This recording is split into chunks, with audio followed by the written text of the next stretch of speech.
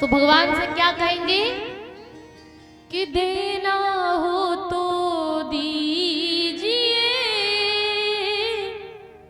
जन्म जन्म का साथ। कि ठाकुर जी हर बार प्रयास करते हैं कि आप मेरा हाथ आकर के पकड़ लोगे, अब मेरे सिर पर हाथ रख दोगे, लेकिन हर बार विफल हो जाते हैं।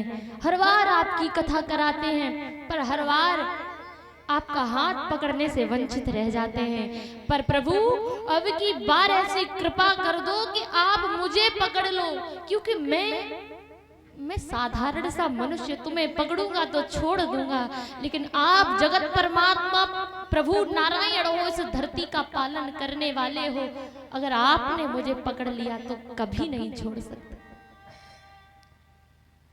आपने बंदर का बच्चा देखा होगा। बंदर का बच्चा अपनी मां के पेट के नीचे कस के पकड़ के चिपट के उसको जकड़ के रखता है, लेकिन उसे ये भी पता है कि अगर मैंने अपनी मां को छोड़ दिया तो मैं गिर जाऊंगा, कोई फिर उठाएगा नहीं मुझे खुद ही चल कर के अपनी माँ के पास जाना पड़ेगा। अगर मैंने छोड़ दिया, मेरी पकड़ ढीली हो गई, ले जाएगी। अगर आपने देखा हो तो वो अपने मुंह में दबा के ले जाएगी। और आपको ये भी याद होगा, जब वो बिल्ली चूहे को खाती है तो उन्हीं दांतों से उसके टुकड़े टुकड़े कर डालती है, और वही बिल्ली जब अपने बच्चे को पकड़ती है तो घाव नहीं होने देती। तो भगवान से कहिए प्रभु आप अपनी पकड़ बिल्ली की तरह रखिए। मैं छोटा सा बिल्ली का बच्चा और आप हो बिल्ली, आप मुझे ऐसे पकड़ करके रखिए प्रभु जो मैं गिर ना पाऊं।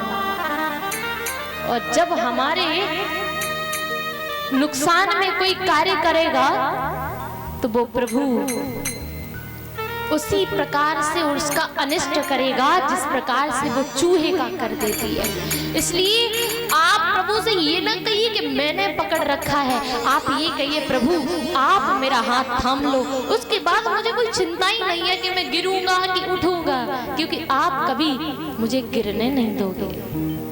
एक बच्चा अपने पिताजी के साथ में नाव में बैठा था, बीच मझधार में जब नाव पहुंच गई, अब तो नाव में पानी भरने लगा, छोटा सा छेद हो गया, उसमें जो यात्री लोग उसमें घूम रहे थे बोले अरे अब तो हम डूब जाएंगे, अब तो हम गए, अब तो हम यहीं मर जाएंगे, बीच मझधार में हमारी मृत्यु हो जाएगी। लेकिन वो बच्चा जो उसके पिताजी नाव चला रहे हैं वो एकदम शांत बैठा है।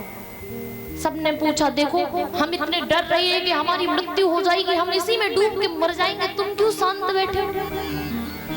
उसने बोले तुम्हें पता है ये जो नाव चला रही है ये हमारे पिताजी हैं, और एक पिता अपने बालक को कभी डूबने नहीं दे सकता, कभी भी वो अपने बच्चे को पानी में डूबने नहीं देगा, वो कभी भी मझधार में अपने बच्चे को छोड़कर जाएगा नहीं।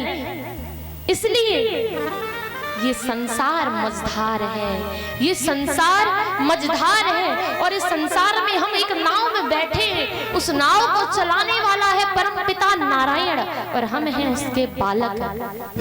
तो ध्यान रखिए हम कभी भी इस संसार में डूब कर के मर नहीं सकते। जब तक वो हमारी नैया संवारे है तब तक हम इस संसार में डूब करके मर नहीं सकते।